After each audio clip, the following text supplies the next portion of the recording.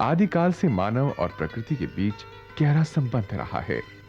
वैज्ञानिक, सामाजिक एवं अन्य तथ्यों के आधार पर आज ये निर्विवाद हो चुका है कि आदि मानव जंगलों में वास करता था, जो कि कालांतर में बस्तियां बसाकर रहने लगा। फिर भी आज के इस वैज्ञानिक एवं भौतिकवादी युग में कुछ मानव जातियां आज भी आदिम युग में ही जी रही हैं, जो धीरे-धीरे सभ्य समाज के संपर्क में आकर अपने विकास एवं सभ्यता के रास्ते पर चल रही हैं। लेकिन अभी भी इन आदिम जनजातियों को समाज की मुख्य धारा से जोड़ने में काफी वक्त लगेगा। हमारे देश के अनेकों हिस्सों में आज भी अनेकों जातियां एवं आदिम जातियां विद्यमान हैं। इनके अपने कुछ रीति रिवाज, भाषा, बोली, खान पान, रहन सहन, परंपराएं एवं अन्य विशेषताएं होती हैं। इन्हीं में से एक जनजाति नवनिर्मित राज्य उत्तरांचल के पिथौरागढ़ एवं चंपावत जनपदों में निवास करती है, जिसे बनरौत, वनरावत या फिर वनराजी कहा जाता है। एक लंबे संघर्ष के बाद सन 1967 में वनरावतों को जनजाति के रूप में घोषित किया गया। उस समय इनकी जनसंख्या मात्र 371 तथा परिवारों की संख्या 92 थी। तब से आज तक यानी इतने वर्षों के बाद भी वनरावतों की जनसंख्या सिर्फ 500 के ही आसपास है, जो कि अत्यंत चिंता का विषय है। वास्तव में आज ये जनजाति विभिन्न क्षेत्रों में अपने विकास एवं अस्तित्व के लिए संघर्ष कर रही है। वन राज्यों की उत्पत्ति के बारे में कोई सर्वमान्य विचारधारा नहीं है। पंडित राहुल सांकृत्यायन ने इस जनजाति को मंगोल रक्त से जोड़ने का प्रयास किया है। वाराह संहिता के अनुसार बनरावत जनजाति अमरवन, जागेश्वर एवं तिब्बत के मध्य क्षेत्र में निवास करती है। यह अपने को किरातों की संतान बताते हैं। नेपाल में इन्हें लिंबू व राई कहा जाता है। राहुल सांकृत्यायन के अनुसार भाषाई आधार पर इनकी भाषा किराती तत्वों में विद्यमान है, इसलिए ये किराती जाति के माने गए हैं। विलियम कुक ने इनको आर्यों से भिन्न बताया है, इनको अनार्य बताया है। मजुमदार के अनुसार ये मंगोल प्रजाति से संबंधित है। एटकिंसन ने कहा है कि ये तिब्बती खस एवं मंगोल जनजाति का सम्मिश्रण है। प्रिट्सार्ड ने भोटिया जनजाति का ही एक वर्ग माना है। इस समाज के लोग प्राचीन काल में गुफाओं में रहते थे।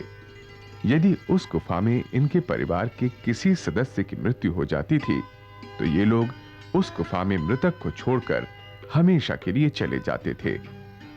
कालांतर में भी इस समाज में इस प्रकार की प्रवृत्ति बनी रही, जिससे प्रशासन द्वारा प्रदत्त अनेकों मकान खंडहर में तब्दील हो गए।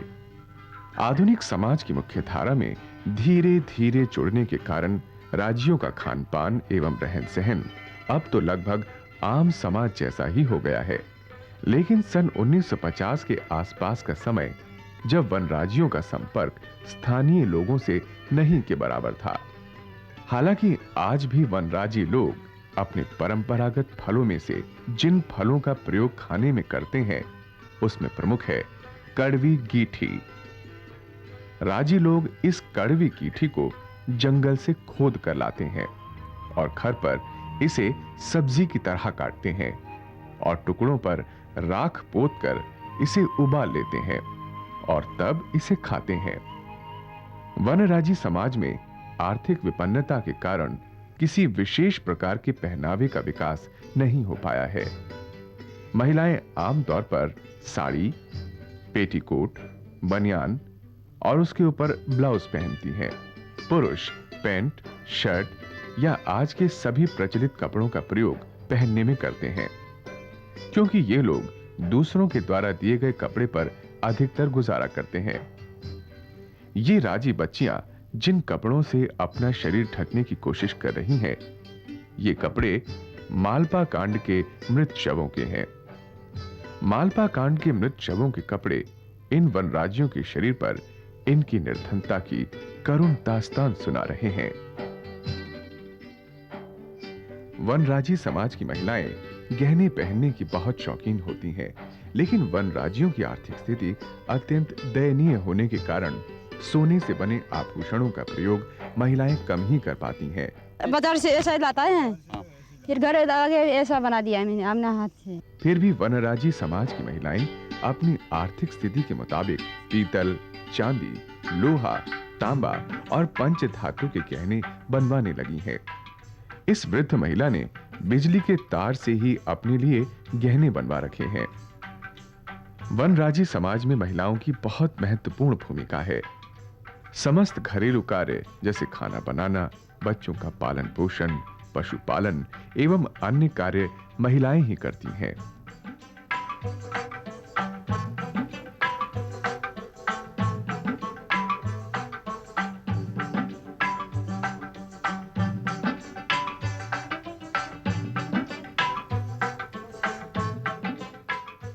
खाना बनाने के लिए लकड़ी एवं जानवरों के लिए चारा जुटाने का कार्य आमतौर पर महिलाएं ही करती हैं।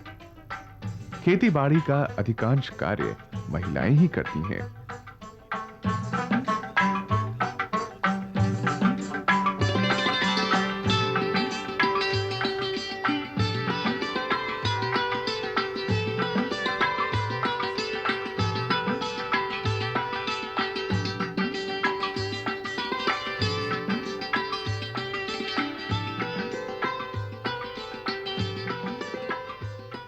वनराजी समाज भी अन्य समाजों की भांति धार्मिकता में आस्था रखने वाला है।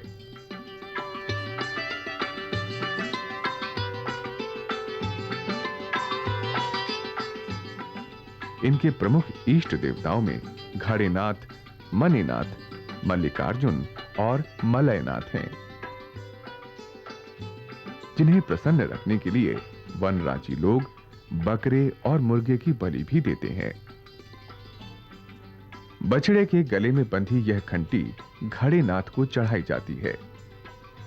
अपने इन पारंपरिक देवताओं के अतिरिक्त वनराजी लोग अन्य देवी देवताओं के भी फोटो अपने घरों में लगाने लगे हैं। वन रावतों का निवास स्थान पर्वतीय अंचल होने के कारण शुद्ध वायु एवं जल पर्याप्त मात्रा में मौजूद है। लेकिन कुपोषण का शिकार होने के कारण इनका स्वास्थ्य खराब होता रहता है।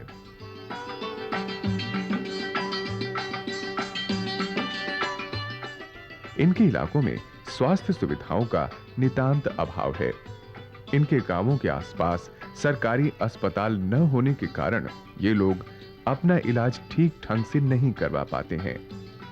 अस्पताल दूर होने के कारण कभी-कभी गर्भवती महिलाएं अस्पताल जाते समय रास्ते में ही मौत की शिकार हो जाती हैं। एक बीमार वनराजी महिला सुबह से मीलों पैदल चलकर दोपहर 1 बजे डीडी हार्ट अस्पताल पहुंची, पर उसे देखने के लिए कोई भी डॉक्टर वहां उपस्थित नहीं था, जबकि अस्पताल में सुबह से ही मरीज डॉक्टरों के इंतजार में खड़े थे। जब पिथौरागढ़ जनपद के बड़े अस्पतालों का ये हाल है, तो वनराजी गांवों के आसपास स्वास्थ्य सुविधाओं का क्या हाल होगा, इसकी कल्पना इसी से की जा सकती है। आधुनिक इलाज के साथ साथ वन रावत अभी अपने परंपरागत इलाज में भी विश्वास करते हैं। ये लोग सामान्य रोगों का इलाज जड़ी बूटियों से ही कर लेते हैं। उत्तरांचल में जड़ी बूटियां पर्याप्त मात्रा में मौजूद भी हैं। आर्थिक बदहाली के कारण ये जड़ी बूटियां इनके लिए सोने में सुहागा का कार्य कर रही हैं। इस जनजाति में बच्चे के जन्म पर किसी भी प्रकार के संस्कार का प्रचलन नहीं है। कुपोषण, अशिक्षा और भूख से बच्चों की मृत्यु दर अधिक होने के कारण इस समाज में बच्चों का नाम 6 महीने बाद रखा जाता है। लंबे समय तक राजी लोग अपने किसी परिजन की मृत्यु पर वो आवास हमेशा के लिए छोड़कर चले जाते थे, पर कुछ दशक पहले से राजी लोग शवों को दफनाने या जलाने लगे हैं। इस समाज में श्राद्ध और पितृ यज्ञ का प्रचलन नहीं है, अतः किसी की मृत्यु होने पर 10 दिन तक रोज सायंकाल के समय मुर्दे के नाम पर थोड़ा पानी और भोजन रख देते हैं। शिक्षा के क्षेत्र में वनराज समाज काफी पिछड़ा हुआ है। इनके इलाकों में स्कूलों का नितांत अभाव है। पिथौरागढ़ जनपद के बलुआ कोट में 1976 से संचालित इस आश्रम पद्धति स्कूल में भोटिया एवं राजी बच्चे पढ़ते हैं। इसका ज्यादा लाभ भोटिया लोगों को ही मिल रहा है। जनपद का चौरानी गांव, जो मोटर मार्ग से लगभग 10 किलोमीटर दूर है, दुर्गम रास्तों से होकर जाना पड़ता है। गांव में स्थित प्राइमरी स्कूल में 27 बच्चे पढ़ते हैं, लेकिन इस प्राइमरी स्कूल में सुविधाओं का नितांत अभाव है।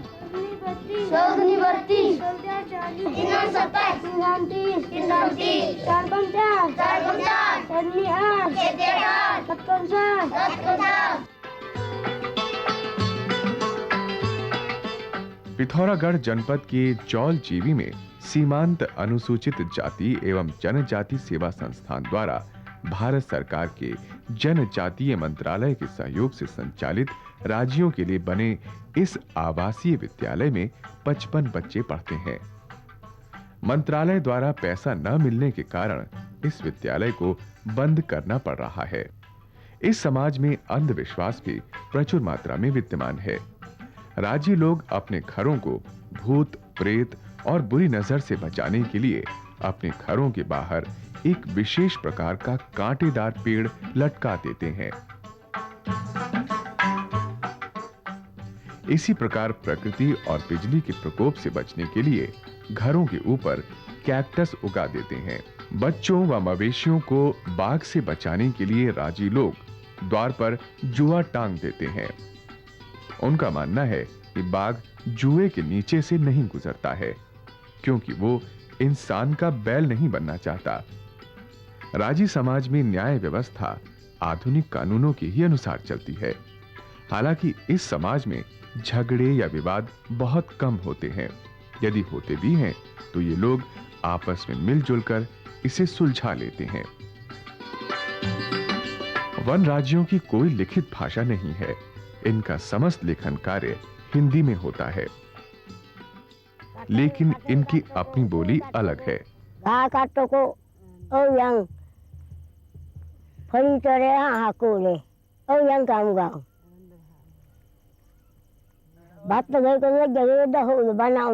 रोटी बनाउने स्कूल में पढ़ावा ना ताना हिये स्कूल गेला खाने वन राज्यों का अपना कोई लोकगीत या लोक नृत्य नहीं है, लेकिन अन्य समाजों के संपर्क में आने के बाद हिंदी और कुमाऊनी भाषा के लोकगीतों एवं लोक नृत्यों के प्रति आकर्षित होने लगे हैं।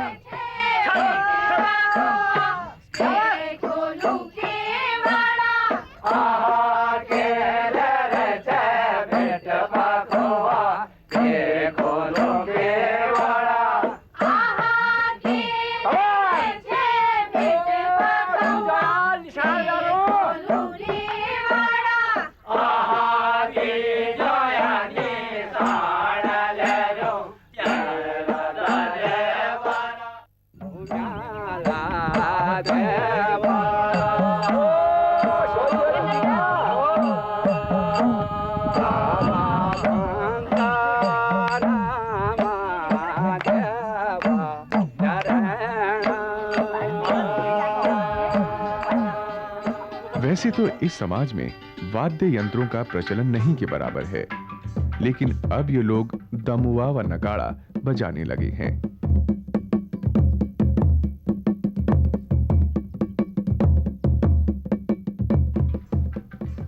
राजी समाज की अर्थव्यवस्था का कोई ठोस आधार नहीं है। खेती लायक भूमि इनके पास नहीं के बराबर है। जो है भी वो सिंचाई की सुविधाओं से वंचित है, कंकरीली पथरीली है।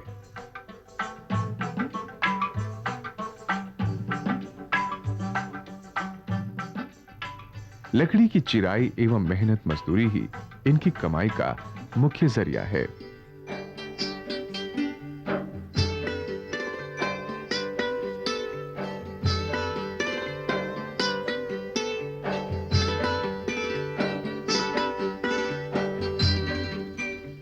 राजी लोग लकड़ी एवं रस्सी के सामान बनाने में बहुत निपुण हैं। ये लोग पाली, हल, चुआ एवं अन्य प्रकार के उपकरण बनाते हैं।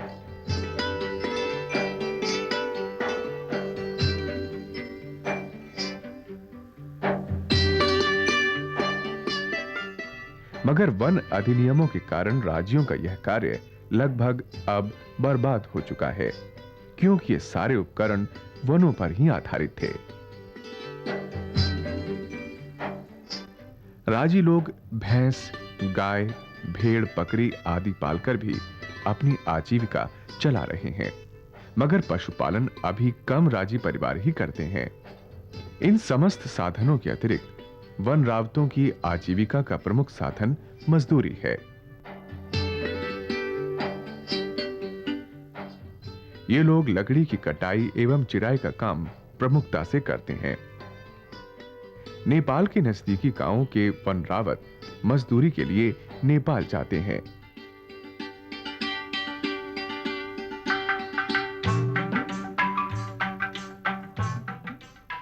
यहाँ काम नहीं मिलता जी, नेपाल गए। मेरा पति रोज रोज सुबह सुबह शाम शाम गाड़ी पारी चलती है ना नेपाल के। खाने के कुछ नहीं है, भोजन नहीं है, कुछ नहीं है हमारा। वन राज्यों का वनों से गहरा संबंध है।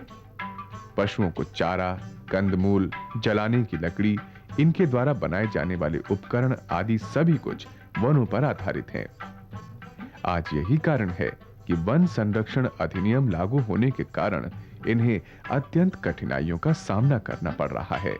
वन अधिनियम से जहाँ तक इनके राज्य जनजातियों के व्यवसाय पर प्रभाव पड़ने का सवाल है, वो मुख्य तौर पर आज की डेट में, जब से ये एरिया अस्कोट, जितने भी रिजर्व फॉरेस्ट थे अस्कोट वन क्षेत्र के अंतर्गत, तो वो क्षेत्र पूरा ही सेंचुरी डिसाइड हो चुका है अस्कोट कस्तूरा मृग विहार के नाम से। तो अभी भी जो माननीय सुप्रीम कोर्ट का आदेश आया है कि मृग विहार के अंतर्गत या सेंचुरी एरिया के अंतर्गत किसी प्रकार के हक हकूक या किसी प्रकार के प्रोड्यूस को तब तक एकत्रित करने का अधिकार नहीं है जब तक कि उनको परमिट नहीं किया जाए।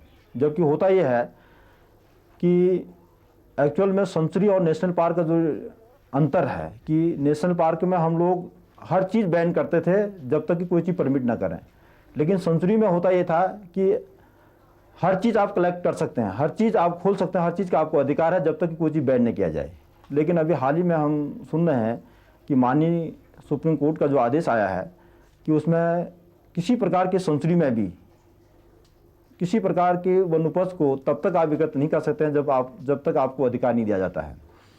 तो यही बात यहाँ लागू होती है राज्य जनजातियों पर जो अस्कोट कस्तूरा मृग विहार के अंतर्गत आते हैं, उस क्षेत्र में आते हैं। तो उनके जो पैतृक व्यवसाय है, विशेषकर गिरे पड़े लकड़ियों से ये कुछ लकड़ी के सामान बनाना और एग्रीकल्चर इंस्ट्रूमेंट बनाना, तो ये सारे चीज़ प्रभावित हो चुके हैं आज की डेट पे। शासकीय स्तर पर राज्यों का जीवन स्तर उठाने, उन्हें समाज की मुख्य धारा से जोड़ने के लिए बहुत से प्रयास किए जा रहे हैं।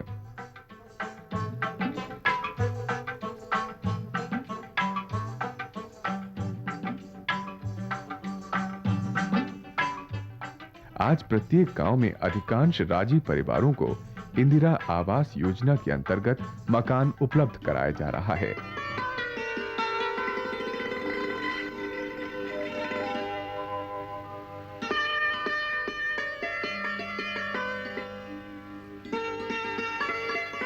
बहुत समय पहले भी वन रावतों को सरकार द्वारा मकान दिए गए थे, लेकिन उन मकानों में किसी परिजन की मृत्यु हो जाने पर छोड़ देने के कारण वे निरर्थक होते चले गए।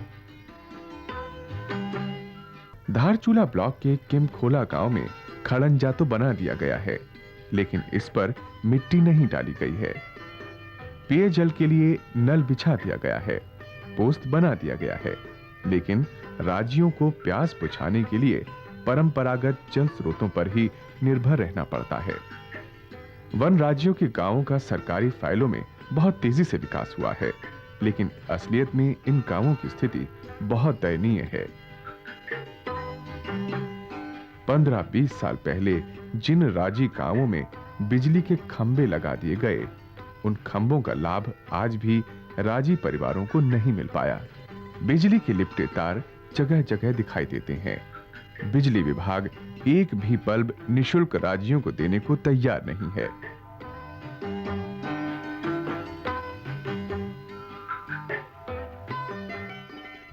वन राज्यों के लिए निर्मित यह पंचायत घर उचित देखरेख के अभाव में बेकार पड़ा है। भूख, गरीबी, कुपोषण और बेरोजगारी के कारण वन राज्यों की स्थिति चिंताजनक बनी हुई है। राजी गांवों में जाने के लिए रास्तों का नितांत अभाव है। उन्हें मार्केट से सामान लाने के लिए काफी दूर जाना पड़ता है।